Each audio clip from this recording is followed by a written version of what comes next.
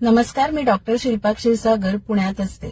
काल माझ्यासोबत घडलेला किस्सा मला सगळ्यांना सांगायचा आहे, जेणेकरून ही चूक परत दुसऱ्या कोणी करू नये.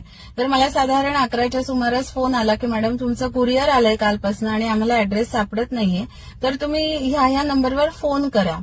तर त्यावेळेस मी ऍक्च्युली बिझी होते. मी म्हटलं की तुम्ही डिलिव्हरी बॉयलाच मला फोन करायला सांगा. 15-20 मिनिटांनंतर पुन्हा फोन आला की मॅडम तुमचा फोन लागत नाहीये डिलिव्हरी बॉय कडून आणि तुम्ही अजून फोन केला नाही, तो तिथेच थांबलाय.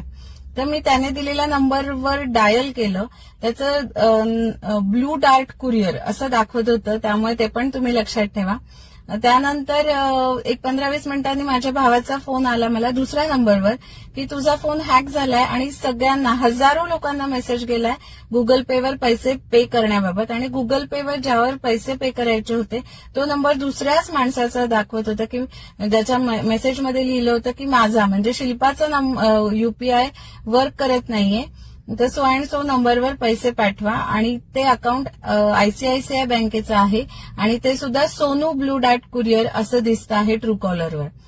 तर नंतर आम्हाला जेव्हा सगळ्या गोष्टी घडामोडी आम्ही रिचेक करत होतो तेव्हा लक्षात आलं की त्याने जे काही नंबर जो मला पाठवला होता त्याच्यामध्ये हॅशटॅग आणि स्टार असे साईन होते, पण आपण म्हणजे मी नेहमीच्या सवयीप्रमाणे ते कॉपी पेस्ट करून डायल केलं. मला लक्षात आल्यावर मी लगेच फोन कट केला आणि प्रॉपर फक्त 10 आकडी नंबर डायल केला. अर्थात दोन्ही वेळेस फोन लागला नव्हता, पण बहुतेक त्यामुळे माझा फोन डायव्हर्ट झाला आणि त्याला ओटीपी मिळाले आणि त्याने माझ्या व्हॉट्सअपमधून लॉग आउट करून त्याचं व्हॉट्सअप लॉग इन केलं आणि या सगळ्या घडामोडी केल्या. तर याच्यामध्ये सिम ब्लॉक करणे, बँकांना कळवणे, व्हॉट्सअपवर कळवणे, फेसबुकवर कळवणे, पोलीस स्टेशनला जाणे, सायबर क्राईमवर तक्रार नोंदवणे, असा भरपूर दिवसभर मनस्ताप झाला. आणि सगळ्यात वाईट म्हणजे काही लोकांनी त्याला पैसे पे केले आणि ज्याच्यासाठी मला खूप जास्त वाईट वाटतंय की कुठेतरी कळत नकळत आपल्यामुळे कोणाला तरी त्रास झाला याचं मला वाईट वाटतंय. तर माझी सगळ्यांना अगदी मनापासून विनंती आहे की कुठलाही नंबर डायल करण्यापूर्वी नक्की खात्री करून घ्या की त्याला काही एक्स्ट्रा साईन नाहीये ना, आणि शक्यतो तो नंबर व्हेरीफाईड आहे ना हे सुद्धा तुम्ही खात्री करा.